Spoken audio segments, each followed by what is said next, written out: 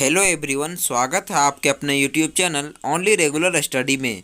इस वीडियो में मैं आप लोगों को पॉलिटेक्निक एंट्रेंस एग्जाम 2021 के रासायनिक विज्ञान और भौतिक विज्ञान के 50-50 क्वेश्चन बताने वाला हूं, जो कि आपके एग्ज़ाम में आने के 100% चांसेस हैं।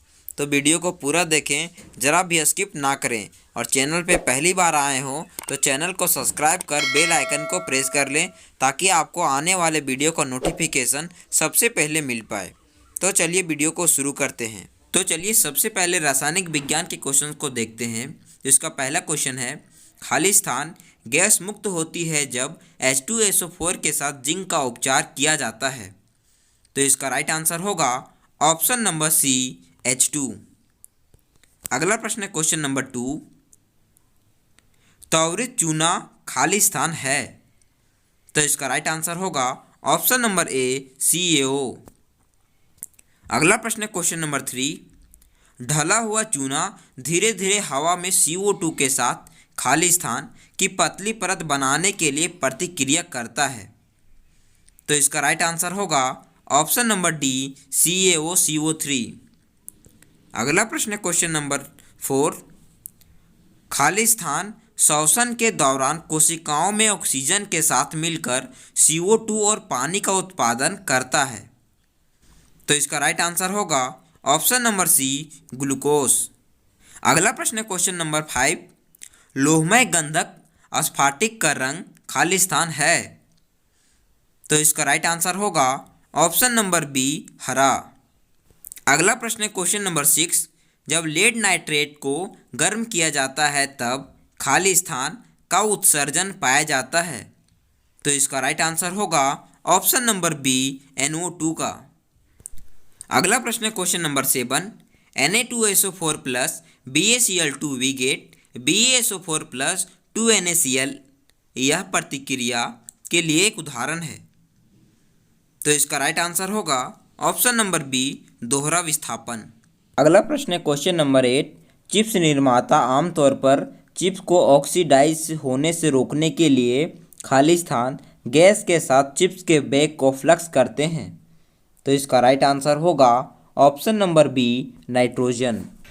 अगला प्रश्न है क्वेश्चन नंबर 9, चूने के पानी के माध्यम से अतिरिक्त कार्बन डाइऑक्साइड पहुंचाने पर प्राप्त होता है। तो इसका राइट आंसर होगा ऑप्शन नंबर डी, CaHCO3 का होल टर्न 2। अगला प्रश्न है क्वेश्चन नंबर 10, खाली स्थान का घोल बिजली का संचालन नहीं करता है। तो इसका राइट आंसर होगा ऑप्शन नंबर सी, ग्लूकोज। अगला प्रश्न है क्वेश्चन नंबर 11, रक्त का pH मान है। तो इसका राइट आंसर होगा ऑप्शन नंबर सी, 7.4। अगला प्रश्न है क्वेश्चन नंबर 12, हमारा पेट खाली स्थान एसिड का उत्पादन करता है जो पाचन के लिए मदद करता है। तो इसका राइट आंसर होगा ऑप्शन नंबर डी, HCl। अगला प्रश्न है क्वेश्चन नंबर 13, बिच्छू के डंक मारने से बाल के चुभने पर जलने के दर्द का कारण बनता है। तो इसका राइट आंसर होगा option number B, methanoic acid. अगला प्रश्न है क्वेश्चन नंबर 14, खाली स्थान बेकिंग सोडा है। तो इसका राइट आंसर होगा option number B, sodium hydrogen carbonate. अगला प्रश्न है क्वेश्चन नंबर 15, बोरॉक्स के निर्माण के लिए का उपयोग किया जाता है। तो इसका राइट आंसर होगा ऑप्शन नंबर ए, वॉशिंग सोडा। अगला प्रश्न है क्वेश्चन नंबर 16, खाली स्थान प्लास्टर ऑफ पेरिस है। तो इसका राइट आंसर होगा option number C, CaSO4 into half H2O। अगला प्रश्न है क्वेश्चन नंबर 17, धातुओं को पतली तारों में खींचने की क्षमता को कहा जाता है। तो इसका राइट आंसर होगा ऑप्शन नंबर ए, आघातवर्धनीयता। अगला प्रश्न है क्वेश्चन नंबर 18, अत्यधिक आघातवर्धनीय धातु है। तो इसका राइट आंसर होगा ऑप्शन नंबर ए, Au अर्थात गोल्ड। अगला प्रश्न है क्वेश्चन नंबर 19, खाली स्थान गैर धातु है लेकिन चमकदार है। तो इसका राइट आंसर होगा ऑप्शन नंबर डी, आयोडीन। अगला प्रश्न है क्वेश्चन नंबर 20। खाली स्थान ठंडे पानी के साथ प्रतिक्रिया नहीं करता है। तो इसका राइट आंसर होगा ऑप्शन नंबर सी, मैग्नीशियम, क्योंकि सोडियम, कैल्शियम और पोटेशियम ये ठंडे जल के साथ तेजी से अभिक्रिया करते हैं। अगला प्रश्न है क्वेश्चन नंबर 21।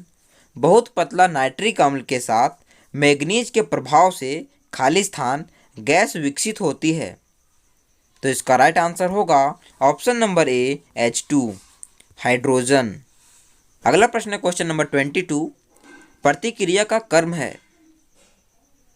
तो इसका राइट आंसर होगा ऑप्शन नंबर बी। अगला प्रश्न है क्वेश्चन नंबर 23। सिनाबार है। तो इसका राइट आंसर होगा ऑप्शन नंबर सी, HGS। अगला प्रश्न है क्वेश्चन नंबर 24। सल्फाइड अयस्कों को खाली स्थान के द्वारा ऑक्साइड में परिवर्तन किया जाता है। तो इसका राइट आंसर होगा ऑप्शन नंबर डी, भुनने। अगला प्रश्न है question number 25। Fe2O3 plus 2Al we get 2Fe plus Al2O3 plus heat इस प्रतिक्रिया को कहते हैं। तो इसका राइट आंसर होगा ऑप्शन नंबर बी, थर्माइट प्रतिक्रिया। अगला प्रश्न है क्वेश्चन नंबर 26। हवा के संपर्क में आने के कुछ समय बाद चांदी के पदार्थ काले हो जाते हैं, इसका कारण है। तो इसका राइट आंसर होगा option number C, silver sulphide. अगला प्रश्न है क्वेश्चन नंबर 27। कस्य खाली स्थान का एक मिश्र धातु है। तो इसका राइट आंसर होगा ऑप्शन नंबर बी, CuN का। अगला प्रश्न है क्वेश्चन नंबर 28। बिजली के तारों को जोड़ने के लिए खाली स्थान मिश्र धातु का उपयोग किया जाता है। तो इसका राइट आंसर होगा ऑप्शन नंबर सी, मिलाप। अगला प्रश्न है क्वेश्चन नंबर 29।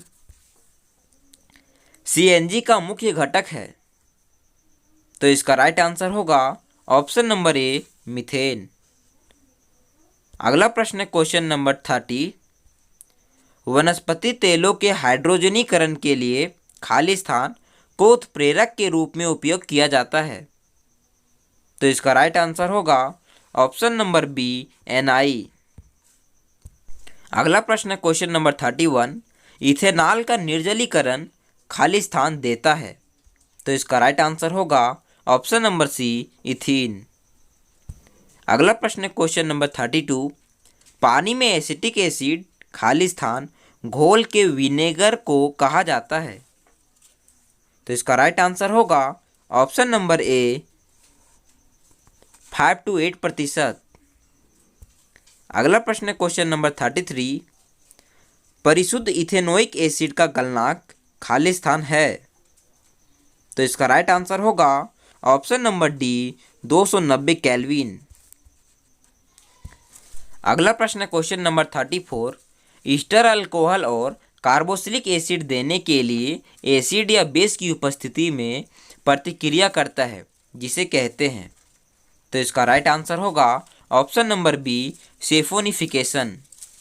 अगला प्रश्न है क्वेश्चन नंबर 35।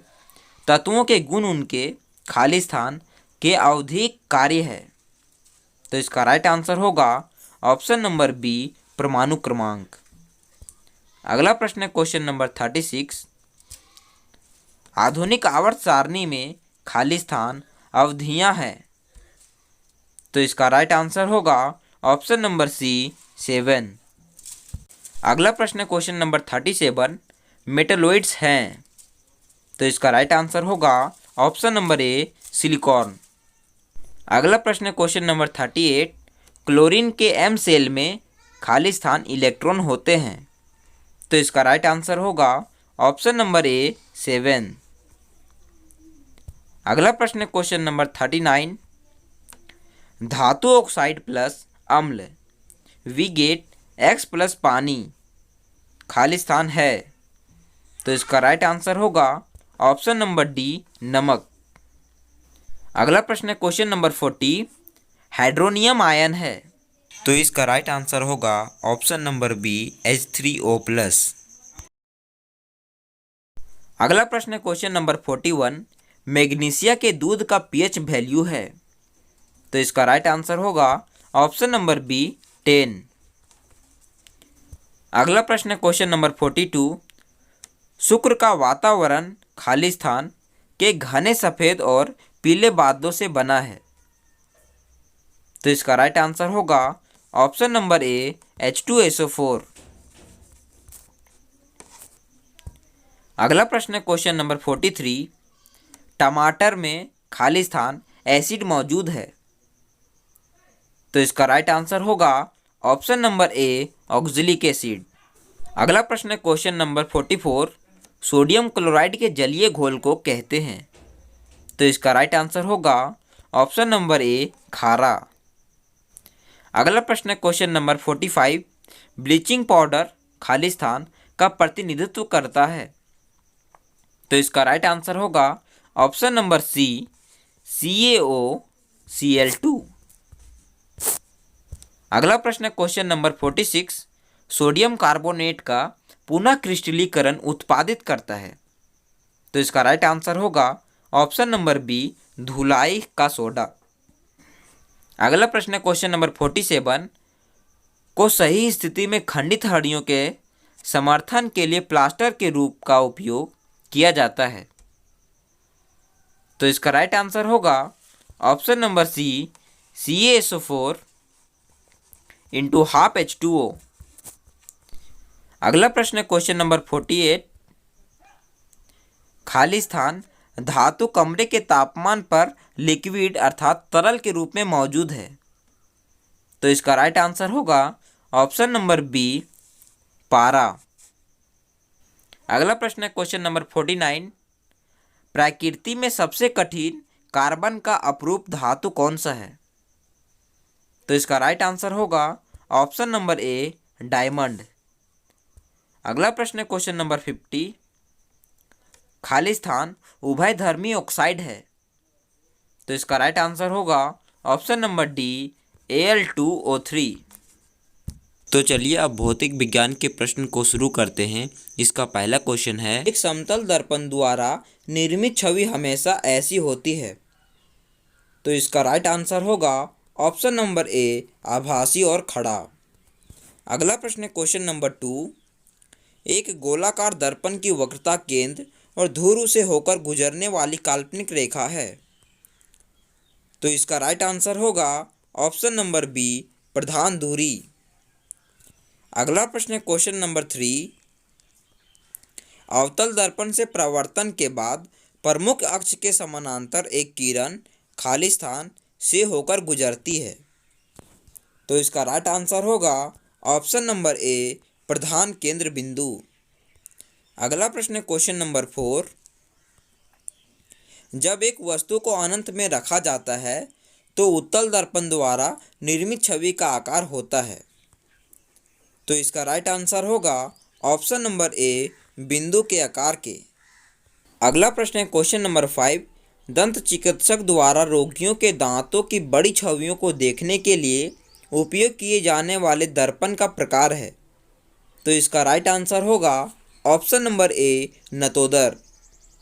अगला प्रश्न है क्वेश्चन नंबर 6, दिए गए माध्यम युग्म के लिए अपवर्तनांक कोण के ज्या और अपवर्तनांक कोण की ज्या का अनुपात स्थिर है, इस सिद्धांत को कहा जाता है,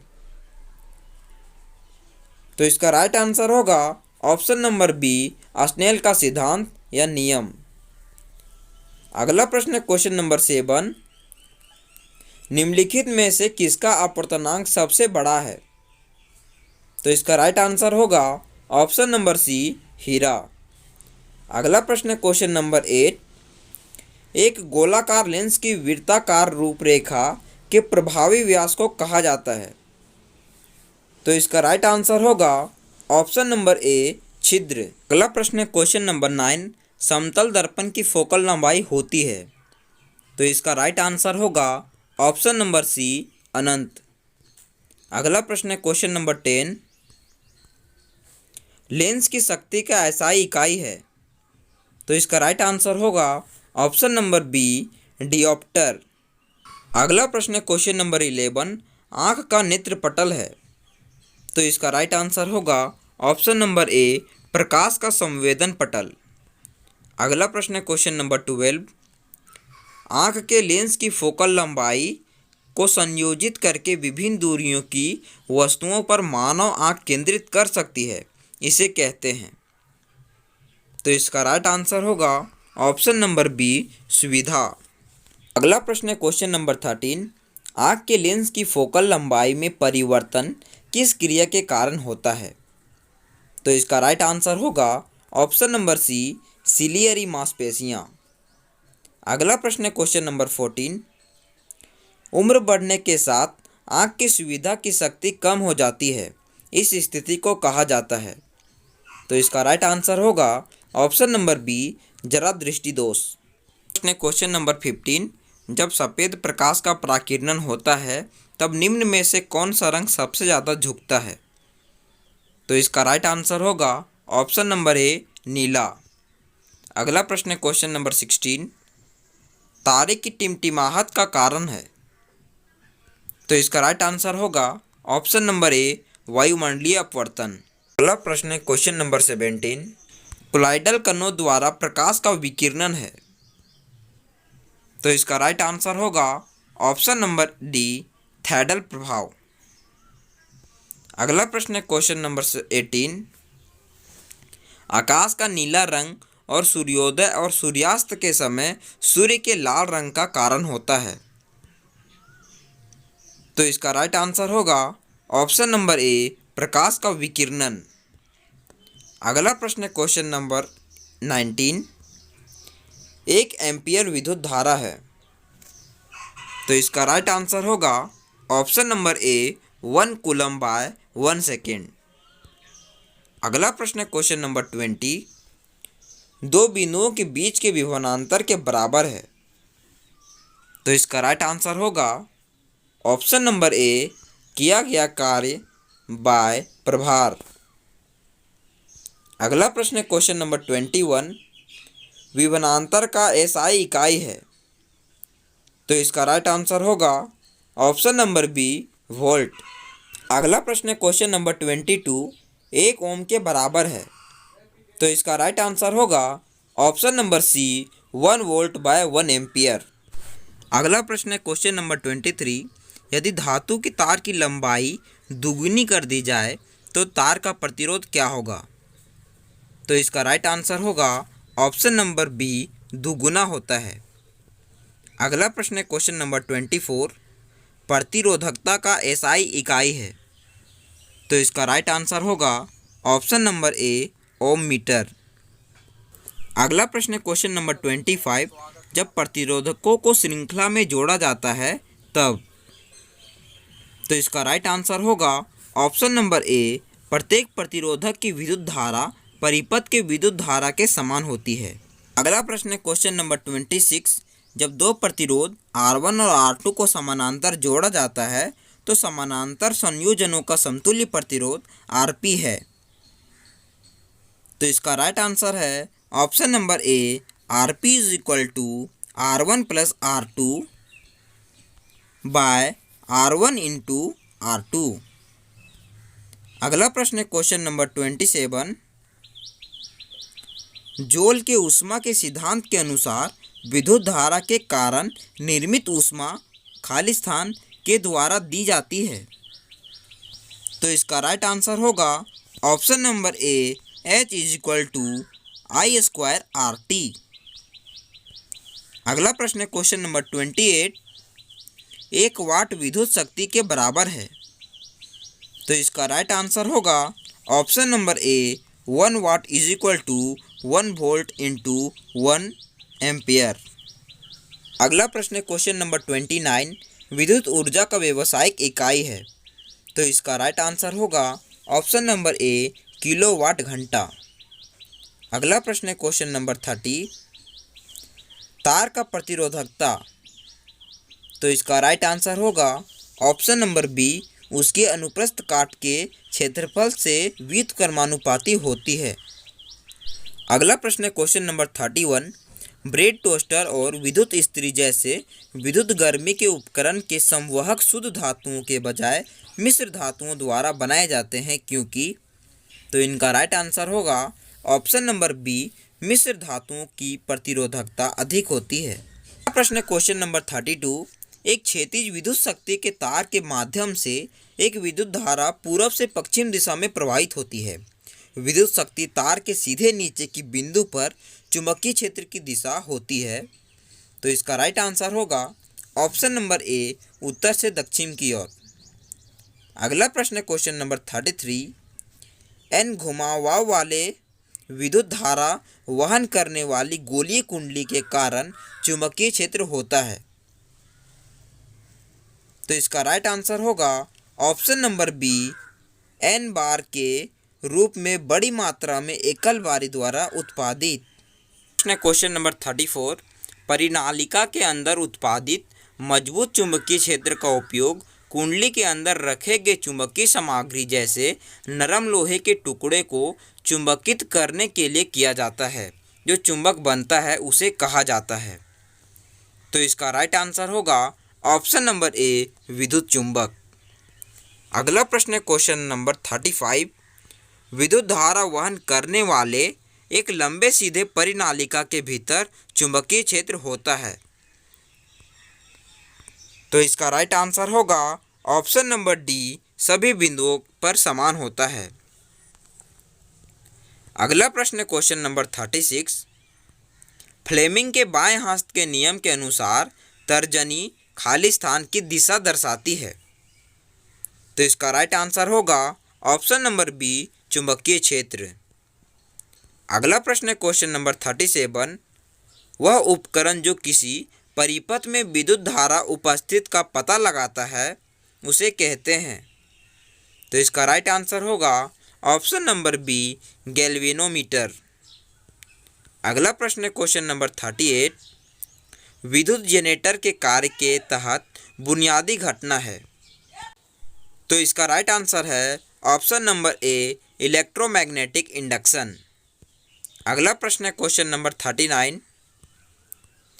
तांबे के तार का एक आयताकार कुंडली एक चुंबकीय क्षेत्र में घुराया जाता है। प्रेरित विद्युत धारा की दिशा प्रत्येक ... में परिवर्तित होती है। तो इसका राइट आंसर होगा ऑप्शन नंबर सी, 1/2 घूर्णन। अगला प्रश्न क्वेश्चन नंबर 40। चुंबकीय क्षेत्र रेखाओं को एक साथ दिखाया जाता है जहां चुंबकीय क्षेत्र खाली स्थान है। तो इसका राइट आंसर होगा ऑप्शन नंबर ए, मजबूत। अगला प्रश्न क्वेश्चन नंबर 41। विद्युत ले जाने वाले सोलेनॉइड का चुंबकीय क्षेत्र खाली स्थान के समान होता है। तो इसका राइट आंसर होगा ऑप्शन नंबर ए, चुंबक की पट्टी। अगला प्रश्न क्वेश्चन नंबर 42। घरों में एसी की आपूर्ति 220 वोल्ट 50 हर्ट्ज की है। आपूर्ति के तारों में से एक लाल इंसुलेटर के साथ है जिसे कहा जाता है। तो इसका राइट आंसर होगा ऑप्शन नंबर ए, विद्युतमय तार। अगला प्रश्न क्वेश्चन नंबर 43। विद्युत चुंबकीय प्रेरण की घटना है। तो इसका राइट आंसर होगा ऑप्शन नंबर सी, एक चुंबक और कुंडल के बीच सापेक्ष गति के कारण कुंडली में प्रेरित विद्युत धारा उत्पन्न करना। अगला प्रश्न क्वेश्चन नंबर 44। लघु परिपथ शॉर्ट सर्किट के समय परिपथ में बिजली या विद्युत। तो इसका राइट आंसर होगा ऑप्शन नंबर सी, अत्यधिक बढ़ता है। अगला प्रश्न क्वेश्चन नंबर 45। विद्युत प्रवाह के उत्पादन के लिए प्रयोग किए जाने वाले उपकरण को कहा जाता है। तो इसका राइट आंसर होगा ऑप्शन नंबर ए, जनरेटर। अगला प्रश्न क्वेश्चन नंबर 46। लघु परिपथ शॉर्ट सर्किट से परिपथ की सुरक्षा के लिए उपयोग किए जाने वाले सुरक्षा उपकरण है। तो इसका राइट आंसर होगा ऑप्शन नंबर बी, फ्यूज। अगला प्रश्न क्वेश्चन नंबर 47। विद्युत धारा की दिशा ली जाती है। तो इसका राइट आंसर होगा ऑप्शन नंबर बी, इलेक्ट्रॉनों की प्रवाह की दिशा के विपरीत। अगला प्रश्न है क्वेश्चन नंबर 48। प्रतिरोध R के तार का टुकड़ा 5 समान भागों में काटा जाता है। इन भागों को फिर समानांतर में जोड़ा जाता है। यदि इस संयोजन का समतुल्य प्रतिरोध R' है तो R/R' का अनुपात है। तो इसका राइट आंसर होगा ऑप्शन नंबर डी 25। अगला प्रश्न है क्वेश्चन नंबर 49। निम्नलिखित में से कौन सा पारंपरिक ऊर्जा का स्रोत नहीं है? तो इसका राइट आंसर होगा ऑप्शन नंबर सी परमाणु ऊर्जा। अगला प्रश्न और इस वीडियो का आखिरी प्रश्न, प्रश्न नंबर 50। निम्नलिखित में से कौन सा ऊर्जा का एक गैर पारंपरिक स्रोत है? तो इसका राइट आंसर होगा ऑप्शन नंबर बी सौर ऊर्जा। तो मैंने अभी भौतिक विज्ञान और रासायनिक विज्ञान के 50-50 क्वेश्चन को करवाया। आपने 50 क्वेश्चन में से कितने प्रश्न का जवाब दिया प्लीज़ कमेंट बॉक्स में ज़रूर लिखें। और चैनल पे पहली बार आए हो तो चैनल को सब्सक्राइब कर बेल आइकन को प्रेस कर लें। मिलते हैं अगली वीडियो में, तब तक के लिए धन्यवाद।